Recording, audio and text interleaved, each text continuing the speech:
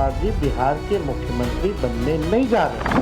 मैं नीतीश कुमार सत्य निष्ठा से प्रतिज्ञान करता हूं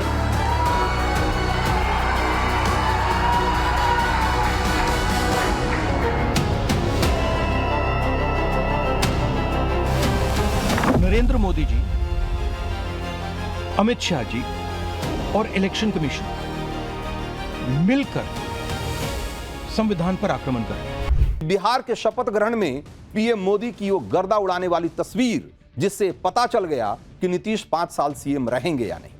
मोदी नीतीश का जलवा देखकर कैसे हड़कंप मचा हुआ है और इंडी गठबंधन में ही किस किस ने शुरू कर दिया है ऑपरेशन कांग्रेस। और वोट चोरी के आरोपों की पोल खोलने वाले नए सबूत आ गए हैं और अब राहुल गांधी को भी इंडी की गद्दी छोड़नी पड़ सकती है। तो प्रधानमंत्री नरेंद्र मोदी ने आज बिहार में गर्दा उड़ा दिया।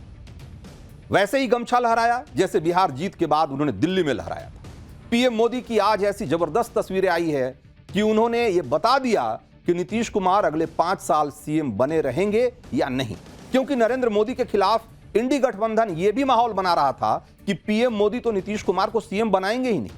लेकिन नरेंद्र मोदी बिहार में बम्पर तरीके से जीत भी गए और नीतीश कुमार सीएम भी बन गए। आज शानदार शपथ ग्रहण भी हो गया और आज देखिए कि कैसे इंडी गठबंधन को नरेंद्र मोदी ने झटके पर झटका दे दिया। आज 4 झटके इंडी गठबंधन को लगे हैं। पहला झटका, बीजेपी नीतीश को सीएम नहीं बनाएगी, यह वाला जो एजेंडा था वो पूरी तरीके से फेल हो गया। दूसरा झटका, वोट चोरी पर कुछ नए खुलासे हुए हैं जो कि वोट चोरी के पूरे नैरेटिव को ध्वस्त कर रहा है। और तीसरा झटका ये कि इंडी गठबंधन के अंदर अब कांग्रेस पर ही सवाल उठने लगे हैं, उसके नेतृत्व पर सवाल उठने लगे हैं। और चौथा झटका ये कि सुप्रीम कोर्ट के एक फैसले से इंडी गठबंधन का एक एजेंडा पूरी तरीके से ध्वस्त हो गया है। आज आपको बिहार के शपथ ग्रहण में पीएम मोदी की एक जबरदस्त तस्वीर दिखाता हूं। नरेंद्र मोदी और नीतीश कुमार की जबरदस्त केमिस्ट्री का आप अंदाजा लगा पाएंगे इस तस्वीर को देखने के बाद। आपको यह भी बताएंगे कि मोदी नीतीश का जलवा देखकर कैसे हड़कंप मचा हुआ है और इंडी गठबंधन में ही किसने शुरू कर दिया है ऑपरेशन कांग्रेस। तो वोट चोरी के आरोपों की पोल खोलने वाले वो कौन कौन से नए सबूत आ गए हैं कि अब राहुल को ही इंडी में गद्दी छोड़नी पड़ सकती है, ये सारा कुछ बताऊं उससे पहले जरा आज के शपथ ग्रहण की एक झलक देखिए।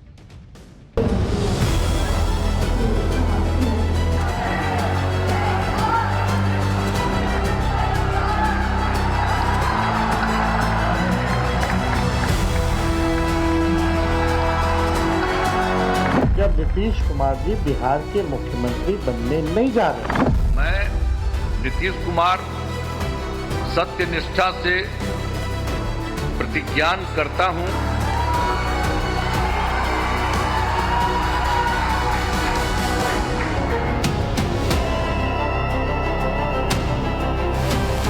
नरेंद्र मोदी जी, अमित शाह जी और इलेक्शन कमीशन मिलकर संविधान पर आक्रमण करें।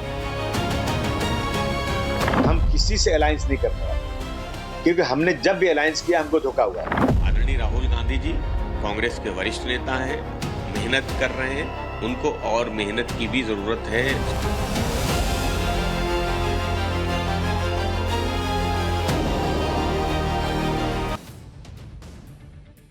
तो इंडी गठबंधन ने बिहार में क्या क्या दावा नहीं किया। नीतीश कुमार का रिमोट कंट्रोल बीजेपी के पास।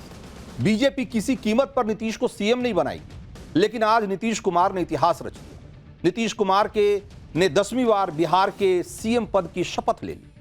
राहुल गांधी से लेकर तेजस्वी और मल्लिकार्जुन खड़गे तक सब यही नैरेटिव बना रहे थे कि बीजेपी नीतीश को धोखा दे देगी। लेकिन आज शपथ ग्रहण में पीएम मोदी और नीतीश कुमार की अलग ही केमिस्ट्री दिखाई।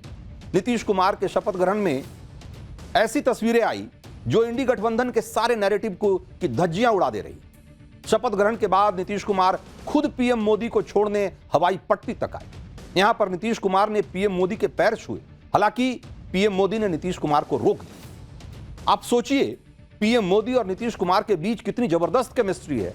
दोनों एक दूसरे का सम्मान करते हैं और दूसरी तरफ इंडी गठबंधन पूरे चुनाव में यही कहता रहा कि बीजेपी नीतीश को सीएम नहीं बनाएगी, उनको गच्चा देती। नीतीश कुमार का शपथ ग्रहण एक तरह से एनडीए का शक्ति प्रदर्शन भी था। एनडीए शासित राज्यों के मुख्यमंत्री, मंत्री सब शपथ ग्रहण में मौजूद थे। पीएम मोदी के साथ अमित शाह, जेपी नड्डा, चंद्रबाबू नायडू, पुष्कर सिंह धामी, तमाम नेता, बड़े नेता मौजूद थे।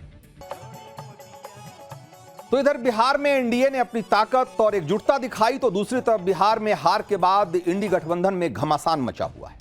कांग्रेस खुद को इंडी गठबंधन का लीडर मानती, लेकिन बिहार में हार के बाद इंडी गठबंधन में ही ऑपरेशन कांग्रेस शुरू हो गया। कांग्रेस से सब दूर हो रहे हैं, क्योंकि इंडी गठबंधन में सबको लग रहा है कि कांग्रेस जिसके साथ जाती है उसकी नैया डुबो देती। राहुल गांधी की जगह दूसरे नेताओं को अगर इंडी गठबंधन में लीडरशिप मिले तो कहीं बेहतर होगा, और इसकी अब मांग हो रही। समाजवादी पार्टी का कहना है कि राहुल गांधी को और ज्यादा मेहनत करने की जरूरत है।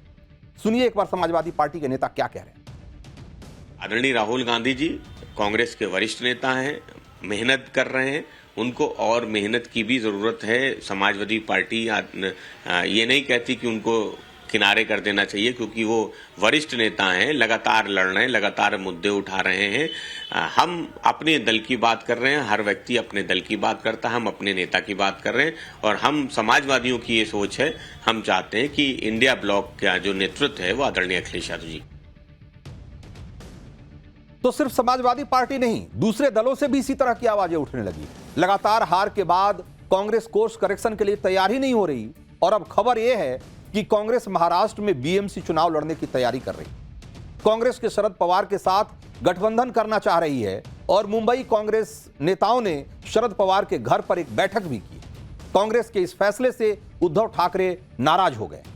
महाराष्ट्र में कांग्रेस, शरद पवार और उद्धव ठाकरे ने साथ मिलकर विधानसभा चुनाव लड़ा था, लेकिन अब बीएमसी चुनाव में कांग्रेस उद्धव ठाकरे को किनारे लगाना चाहती है। अब समाजवादी पार्टी ने भी साफ कर दिया है कि महाराष्ट्र में किसी के साथ गठबंधन नहीं करेंगे, क्योंकि गठबंधन में कांग्रेस ने हमेशा धोखा ही दिया है। सुनिए महाराष्ट्र में समाजवादी पार्टी के नेता अबू आजमी क्या कह रहे हैं। हम किसी से अलायंस नहीं करने वाले, क्योंकि हमने जब भी अलायंस किया हमको धोखा हुआ है। हमें कभी भी क्लियर जो है अलायंस नहीं मिला। अभी पिछली बार हम जब एमएलए का इलेक्शन था तो हमारी 2 सीटें थी सिटिंग, हमको बिना बुलाए हुए, बिना हमसे बात किए हुए, हम पेपर में पढ़, हम न्यूज में पढ़ रहे हैं कि 2 सीटें अलायंस ने छोड़ दी है। हमसे बात कुछ नहीं हुई।